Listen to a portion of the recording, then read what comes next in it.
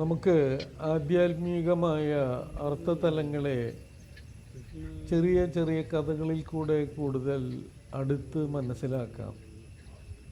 അഹങ്കാരത്തിൻ്റെ കണ്ണാടി എന്ന ഈ കഥയിൽ കൂടെ സുന്ദരനായ ഒരു മയിലിൻ്റെയും ലളിതമായ ജീവിതം നയിച്ച ഒരു കുരുവിയുടെയും കഥയാണ്. ഒരു മനോഹരമായ വനത്തിൽ ഒരു മയിൽ ജീവിച്ചിരുന്നു. അവൻ്റെ തൂവലുകൾ അതിമനോഹരമായിരുന്നു. സൂര്യപ്രകാശം വീഴുമ്പോൾ അവ പല നിറങ്ങളിൽ തിളങ്ങുമായിരുന്നു. കാട്ടിലെ മൃഗങ്ങളും പക്ഷികളും അവനെ നോക്കി അത്ഭുതപ്പെടുമായിരുന്നു. അല്പാൽപമായി മയിലിന് ഒരു ധാരണ വന്നു. ഈ കാട്ടിൽ ഏറ്റവും മഹാനായ ജീവി ഞാനാണ്. അവൻ തൻ്റെ സൗന്ദര്യത്തിൽ അഭിമാനിക്കാൻ തുടങ്ങി. മറ്റു പക്ഷികളെ അവൻ ചെറുതായി കാണാനും തുടങ്ങി. ഒരു ദിവസം അവൻ ഒരു ചെറിയ കുരുവിയെ കണ്ടു. കുരുവി സന്തോഷത്തോടെ പാടുകയായിരുന്നു. മയിൽ ചോദിച്ചു, നീ എത്ര ചെറുതാണ്, നിന്നെ ആരാണ് ശ്രദ്ധിക്കുന്നത്? നിനക്ക് എൻ്റെ പോലെയുള്ള തൂവലുകളുണ്ടോ?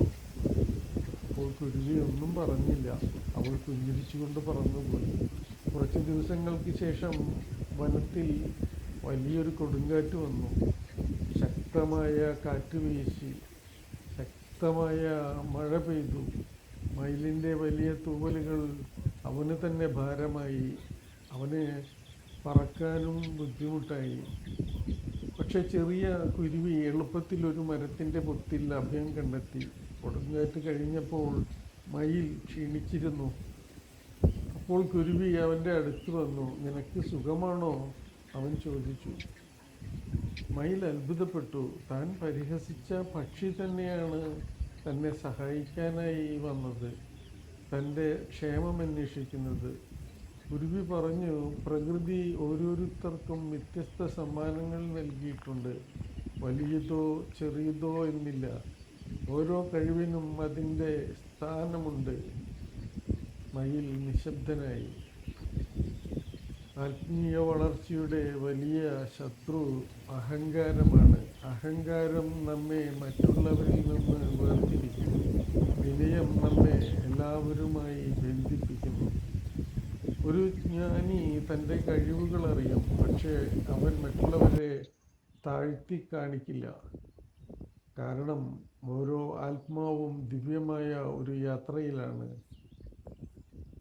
അവസാനം കുരുവി പറഞ്ഞു, ഒരു പഴം നിറഞ്ഞ മരം താഴേക്ക് കുനിയും. ഒരു ശൂന്യമായ കൊമ്പാണ് പലപ്പോഴും ഉയർന്നു നിൽക്കുന്നത്. മയിൽ തൻ്റെ തല താഴ്ത്തി.